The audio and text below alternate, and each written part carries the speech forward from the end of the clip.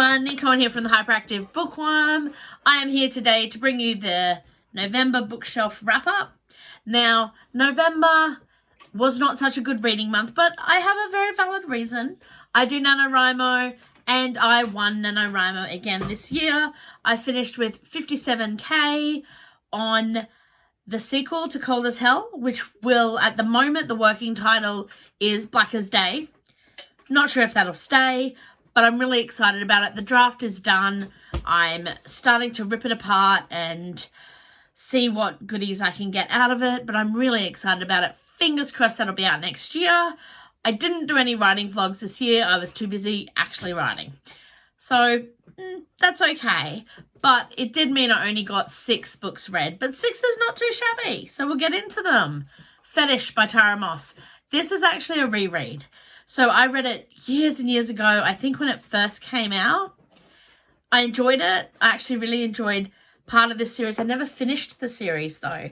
This time I actually read it because Tara herself reads it and it was really good. I enjoyed it more than I remembered having read it the first time, but that was so long ago, so I guess it sort of felt like a new book to me anyway. There's some good tension and mystery going on with Mac. I really do love McKady, the main character, but the love focus in it and all those characteristics and stuff, they're so frustrating, but they don't take away from the actual crime, which is really fun. I do like the crime element of it more. I think it's held up pretty well. It's just got to be read with the reminder that this is before a lot of technology. Not everyone had mobile phones. So it's an interesting read in this day and age. But I did like it. It gets about a 4-star for me because I think it's really well developed and the characters are great. If you sort of like that crime but more on the new adult side of things versus the older characters, this is a pretty good book. All right, the next book was Compass Rose by Anna Burke. 5-star all the way. There are so many things I loved about this book. I did also get to chat to Anna Burke technically about this book, but we just went off on a whole bunch of different other writing fun things. But this dystopian world is fabulous. It's sort of like Star Trek gone wrong underwater, and the vibes and the characters, they are delicious. I related to Rose. I damn near swooned over Miranda. But even the other characters, they're so fun. The side characters, they all have their own stories. You're not sure who to trust. Pirates, underwater, such a better concept of underwater world. Firstly, queer, yay. The balance of everything was so great, from action to responsibility to lust to longing and humor thrown in there.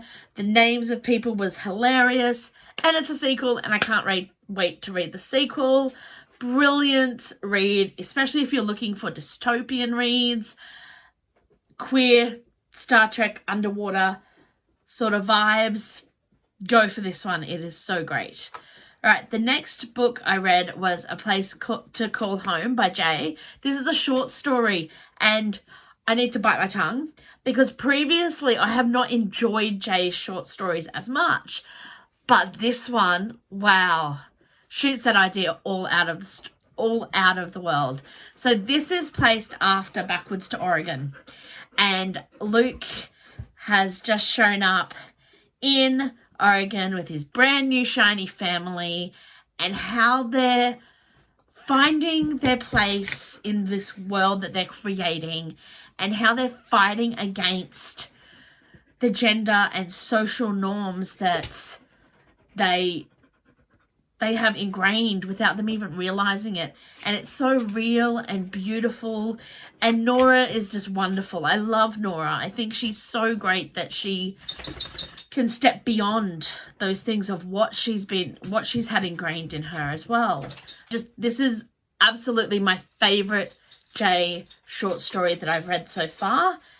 If you're after a short read with just this sweetness and communication and a wonderful fight against social norms. Check it out. Brimstone Bound. So it's Firebrand #1 by Helen Harper. Okay, so if you are looking for a British take and twist of true blood without the overly sexual focus and more on the crime and mystery, this is 100% the book for you. It is so great. I had so much fun reading this book. Crime and mystery were absolutely amazing. The characters were great and realistic. It had a grittier, more realistic taste, and I loved that. I loved the gritty darkness. There were breadcrumbs and red herrings, and it was so fantastic. Like, kept you guessing, kept you wanting to move through it, and I read through it so quickly. So now if we just threw in some sapphic, that would be like the ultimate book for me, but it's definitely high on my list, and I am actually really looking forward to reading #2 of the Firebrand series by Helen Harper. Now, sapphic book. I actually did a whole video on this one, so you can check it out. So I won't go too detailed into it here, but Sliced Ice by Lee Winter. Whew. So it's 10 short stories. So great, like being able to just pick one up and just have a little short read, and the deliciousness of them you get from these sweet, absolutely beautiful stories of people coming together after their happily ever after and seeing how things are happening, to some really amazing erotica stories that had me blushing like seriously a nun. It was ridiculous. It's like, I am not that innocent, but whew, they were amazing. Elena Bartell. You get like 3, maybe 4 stories, I can't remember now, of Elena Bartell. Absolutely amazing. You also get in this collection an Aussie Christmas story, and I am loving the Aussie Christmasness. It is so cool to actually see the representation of the Christmas that I know and love in books, and it is making me so happy because I've never really been into Christmas books because we're in Australia. We don't exactly get snow and the roaring fire and the mulled wine. We have the scorching heat and the beach and cold meals because, oh my gosh, we can barely function. We have water. We have sunscreen everywhere. Everything smells of that sandy sunscreen. And it's just so unique. But to actually see it in a book, it makes me so happy. So, yes, the rest of my ramble on about Sliced Ice by Lee Winter is in a previous video. Go check it out. All right, my last book. I've got 2 more books, sorry. So, Worthy of Love by Quinn Ivins. Oh, this is so delicious. I love the books I read this month. Let's be honest, they were great. Only read 6, but they were delicious. So, Worthy of Love by Quinn Ivins is so good. It has such beautiful representation of nationalities, of sexualities. It has the absolute, and this is probably not like, ooh, that'll make you want to go buy it. But I really loved in this book the sex scenes because they're hot, but they're just so real. The consent is beautifully, naturally put in there. And I'm all about consent in sex scenes for books. All about consents. I also love that it wasn't an instruction manual. Sometimes I get really sick of the every single detail, and it was just so beautiful and impassioned, and the feelings behind the sex scene were more important than the instructions or the specifics of what was happening, and that was fabulous. And Quinn, she always makes me care about things that I really have never known much about, and this was so good. I mean, we have an ADHD character, we have a Filipino character, we have, everything that comes around an ex-con character. There's politics, which I am probably the least understanding of politics. It usually does my head in quite a bit. I I can't really keep up with a lot of it. But she puts it where you can understand without feeling like she's talking down to you about it. And the way she writes these things are just fabulous. So, yeah, definitely recommend it if you love dynamic and diverse characters, great sex scenes, but with realistic content and consents. An interesting story, brilliant writing, and it will make you smile and tear your hair out, and the injustices, and you just want to scream at times, but in the best way that makes you keep reading this book. Definitely ticks all these, go for it. It was another J book, but it's Paper Love, and I have actually had it sitting there for a really long time, and I haven't been able to actually read a lot of eyeball reading. I've had some health issues, so it's been a struggle, but I finally got to read it on audio, and I am like, I wish I had read it before now. It is so amazing. The beauty of this book makes me wish I could fly overseas right now. I could explore the beauty of Freiburg and step over Bechler and go grab some coffee and sniff some stationery, and there's all these words that I've never known before, and I love feeling like I've traveled when we're stuck at home. And just the beauty of this town, like you can feel how much the characters love this town and how much it means to them, and the geeky stationery love makes me feel so seen.